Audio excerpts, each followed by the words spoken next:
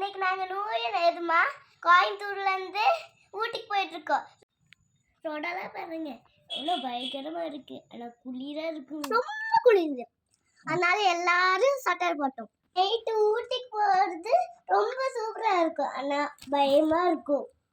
பொருள் யார் வந்ததும் நாங்கள் ப்ரெட் ஆம்லேட்டும் ஜூஸு குடிச்சிட்டு நாங்கள் ஊட்டிக்கு கிளம்பிட்டோம் காய்ஸ். வள்ளியாறுலேருந்து ஊட்டிக்கு போகிற வரைக்கும் நானும் சரியாக தூங்கிட்டே வந்தோம் காரில். அதனால ஃப்ரெஷ்அப் ஆகிறதுக்கு எங்கள் அப்பாவோட அக்கா வீட்டுக்கு போனோம். போகிற வழியில் ஃபுல்லாக கேபேஜ் தோட்டமாக இருந்துச்சுங்க. அவங்க வீட்டுக்கு போனதும் டிஃபன் சாப்பிட்டுட்டு கொஞ்ச நேரம் பேசிட்டு ஊட்டிக்கு வந்துட்டோம்.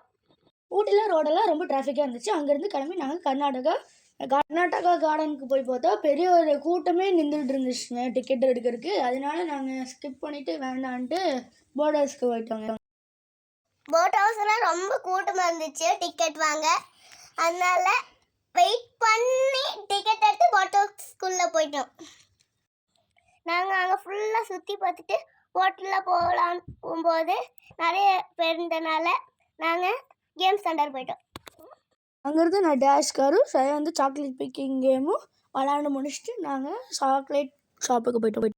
சாக்லேட் ஷாப் போயிட்டு எனக்கும் எங்கள் அண்ணாவுக்கும் சாக்லேட் வாங்கிட்டு நேராக போட் ஹவுஸ்லேருந்து வெளியே போயிட்டோம். அப்போ தான் கவனிச்சோம் எங்கள் டாடியோட ஃபோனு சாக்லேட் ஷாப்லேயே விட்டோம். அப்போ தான் நாங்கள் குடுன்னு ஓடினா ஒரு அண்ணா ஃபோன் எடுத்து வச்சுருந்தாங்க. அப்போ தான் அவர் ஃபோன் கொடுத்தாரு, தேங்க்ஸ் சொல்லிவிட்டு நாங்கள் வந்துட்டோம். அப்போ தான் போகிற வழியில் ஃபோட்டோ எடுத்துகிட்டு அப்போ தான் எங்களுக்கு பச்சிச்சு. அப்போ கேரளா ஹோட்டலுக்கு போயிட்டு சாப்பிட்டோம். நாங்கள் மலபார் பிரியாணியும் சில்லி சிக்கனும் சாப்பிட்டுட்டு வெளியே வந்துட்டு நானும் எங்கள் அண்ணாவும் குதிரை சவாரி போனோம். அது சூப்பராக இருந்துச்சு. அது கொஞ்சம் பயமாக இருந்துச்சு.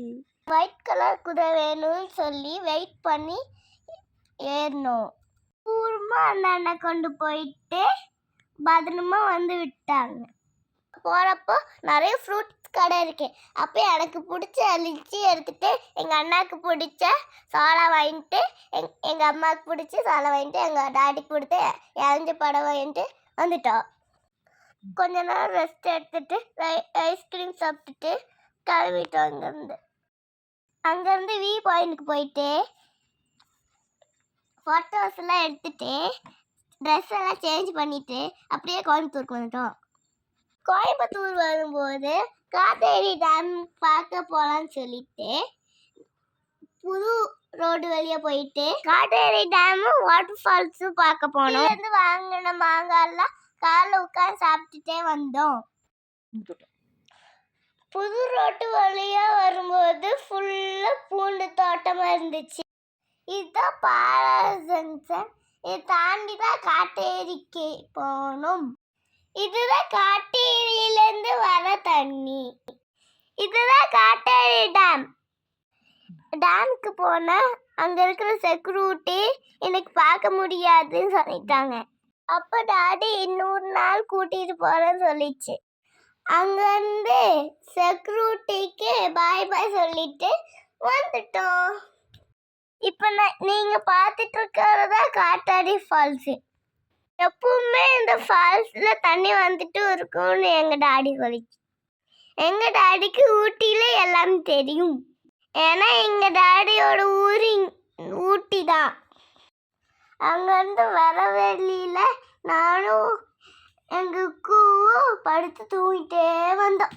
கோயம்புத்தூர் வர வரைக்கும் ஜாலியாக படுத்துட்டே தூங்கிட்டே வந்தோம். கோயம்புத்தூர் வந்துட்டு டிஃபன் சாப்பிட்டுட்டு வீட்டுக்கு வர்றதுக்குள்ள நைட்டு 12 மணி ஆயிடுச்சு. எங்கள் ஊட்டி டூர் பிடிச்சிருந்தா எல்லாரும் லைக் போடுங்க.